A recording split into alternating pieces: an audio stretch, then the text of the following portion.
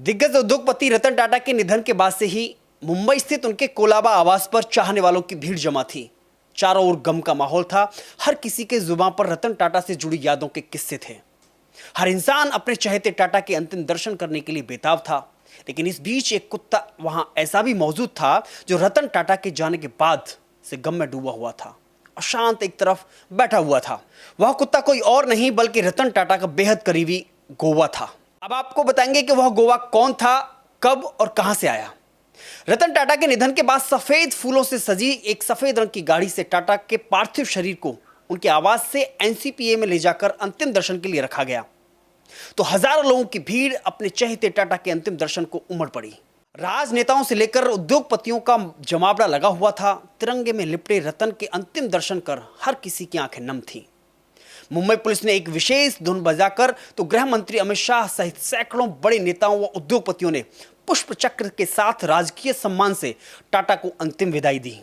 इस दौरान ज्योतिरादित्य सिंधिया सहित कई नेता भावुक दिखाई दिए।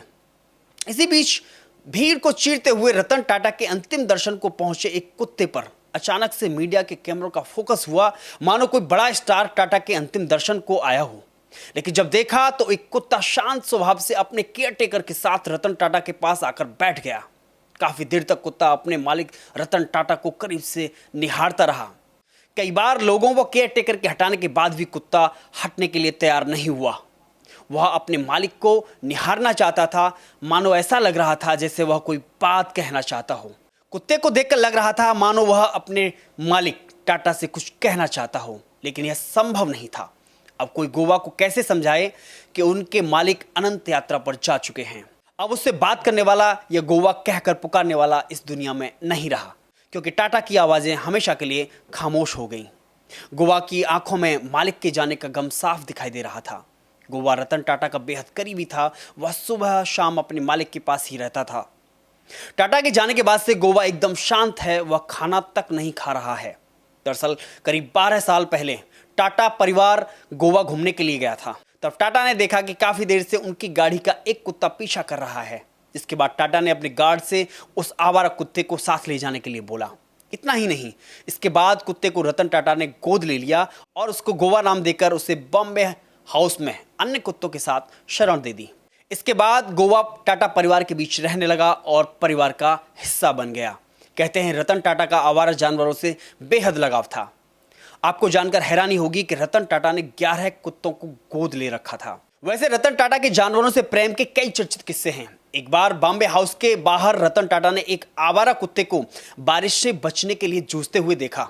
इसे देख वह काफी परेशान हुए और आवारा कुत्तों के प्रवेश को लेकर टाटा ने अपने कर्मचारियों को खास निर्देश दिए। यानी आवारा कुत्तों के लिए टाटा ने दरवाजे अपने हमेशा के लिए खोल दिए थे। यही कारण है कि मुंबई के ताज होटल में भी स्ट्रीट डॉग्स की एंट्री को रतन टाटा ने अनुमति दे रखी है।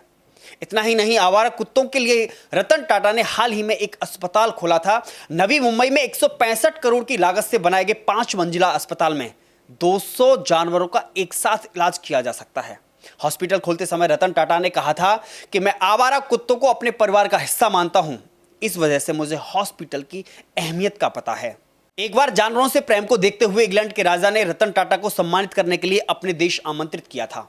लेकिन रतन टाटा ने आखिरी समय में कार्यक्रम में आने से इनकार कर दिया, क्योंकि उनका एक पालतू कुत्ता बेहद बीमार हो गया था। बिजनेसमैन सुहेल सेठ बताते हैं कि बात वर्ष 2018 की है।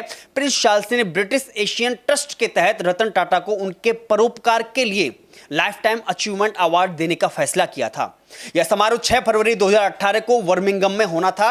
रतन टाटा पहले तो इस अवार्ड को लेने के लिए तैयार हो गए, लेकिन आखिरी समय में उन्होंने अपनी यात्रा को रद्द कर दिया। सुहेल सेठ ने रतन टाटा को समझाने की कोशिश तो की, लेकिन वह अपने फैसले पर अडिग रहे। जब प्रिंस चार्ल्स को इस बारे में जानकारी हुई तो उन्होंने रतन टाटा की बेहद सराहना की। अब बात करें रतन टाटा के सबसे करीबी दोस्त पुणे के शांतनु नायडू की, तो आवारा कुत्तों के प्रति यह आपसी प्रेम और चिंता ही थी कि रतन टाटा और शांतनु को करीब ले आई। नायडू के एक आवारा कुत्ते की मौत से परेशान होकर कुत्तों के लिए एक रिफ्लेक्टिव कॉलर बनाया था, जिससे वाहन चालक आवारा कुत्तों को जल्दी से पहचान सकें और वह एक्सीडेंट का शिकार न हो। शांतनु ने टाटा को इस बारे में पत्र भी लिखा तो टाटा ने इसे सहज स्वीकृति दे दी। शांतनु इसके बाद अपनी मास्टर डिग्री करने के लिए अमेरिका चले गए और वापस आने पर उन्हें RNT के कार्यालय में नौकरी मिल गई। इसके बाद से शांतनु नायडू रतन टाटा के सबसे अच्छे दोस्त बन गए और आखिरी समय तक उनके साथ देखे गए। अपने दोस्त रतन टाटा के निधन पर दुख व्यक्त करते हुए शांतनु नायडू ने सोशल मीडिया पर लिखा, प्यार की कीमत चुकाने का जरिया दुख है, अलविदा मेरे जीवन की रोशनी।